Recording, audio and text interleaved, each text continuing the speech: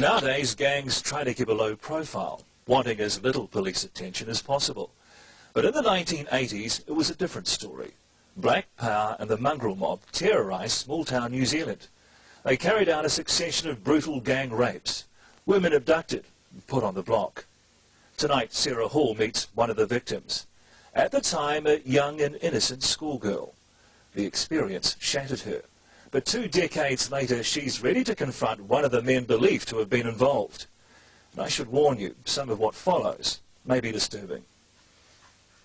Sally Anderson is today a woman with a mission, a personal development coach, helping clients work out what they want from their lives. For her, it's not just a job, it's a way of life. It is a profound privilege to do what I do, to be able to give back what I've learnt, to have survived what I had. What Sally Anderson has survived is more than 20 years of low self-esteem and addiction after a life-changing meeting with this gang, the Mongrel Mob. It was 1982. Sally Anderson was a young teenager working at Mount Ruapehu during the school holidays. When I got my first pay packet, we decided to hitchhike into Tamanui for the day. And back in the 80s, a lot of people hitchhiked. And it was a really fun day. We arrived in Tamanui, shocked till we dropped. But Sally and a girlfriend made a fatal mistake that day.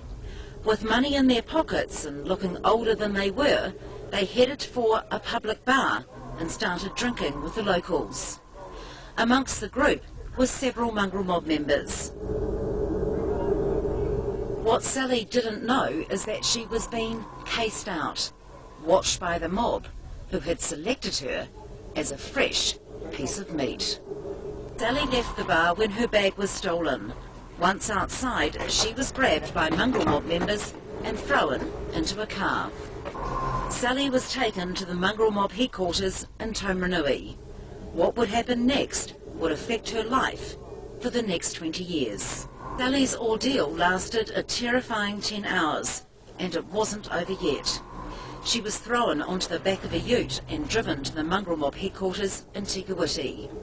During the 1-hour drive, she was repeatedly raped by 5 gang members. Isaacs was never charged with Sally's rape, but has agreed to talk if it helps other victims. Do you know how many women you would have raped while you're in the gang? I can't remember how many there would have been, you know. I mean, that wouldn't have even been in my vocabulary to think of it as rape. Yeah, or even as a block, yeah. Well, our rational thinking then would have been, Seagull, you know, there's a woman on the block, so that would have been the norm, you know. So it happened a lot?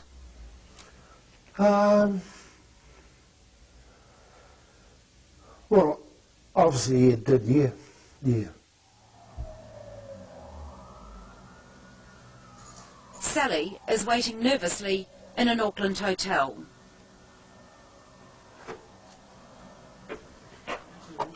Tuhoi has agreed to meet with Sally to talk about the past.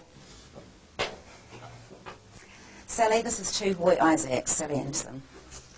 She is face to face with one of the men who may have raped her all those years ago.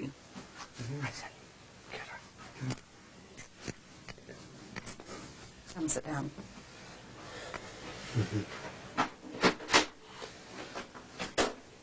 Oh, kia ora everybody. Yeah, just want to kia ora Sally. I just want to share today, you know, that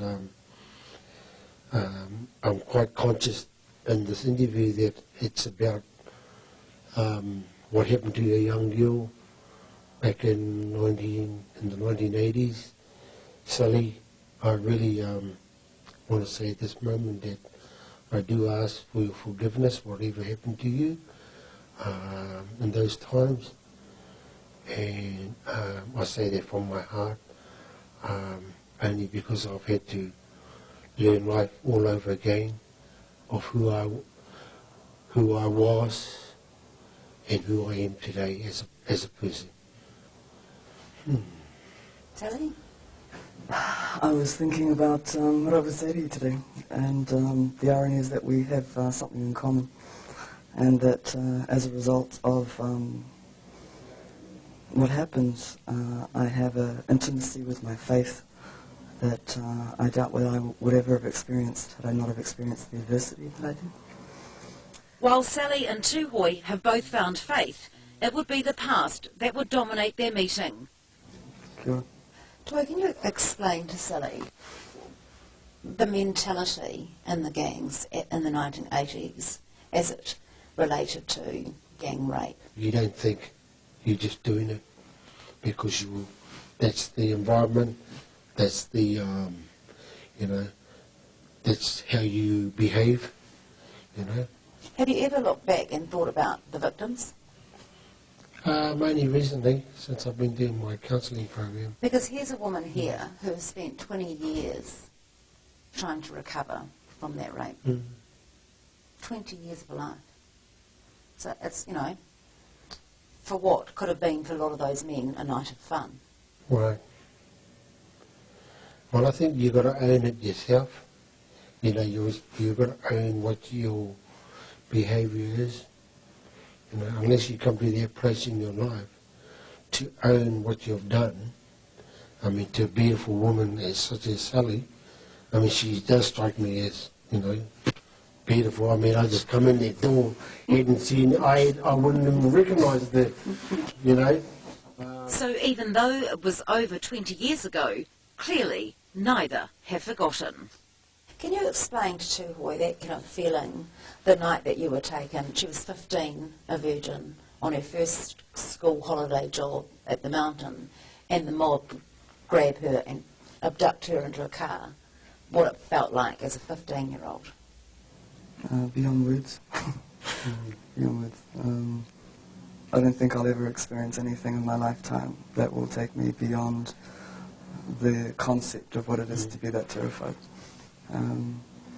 And it has, when you have experienced that level of terror, it is very difficult to relate to the average human being who doesn't understand what it is to go beyond the context of what the mind can cope with. I mean, obviously at the time, the men did not even think about this, what the victim was feeling. I mean, you behaved like animals. Oh, absolutely. I mean, you got a whole lot, I mean, that's the environment. You know, you get involved, you get seduced into that environment, whether you're innocent, virgin, or whether you're a slut, doesn't matter, you're in there. I mean, there's no conscious, no, I mean... It may as well be a meat carcass. Yeah. Like Drugs, sex and rock and roll.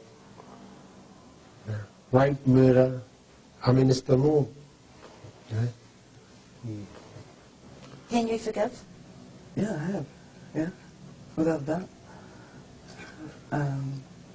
As I said yesterday, you know, the only person that suffers in the inability to forgive is the person that can't forgive.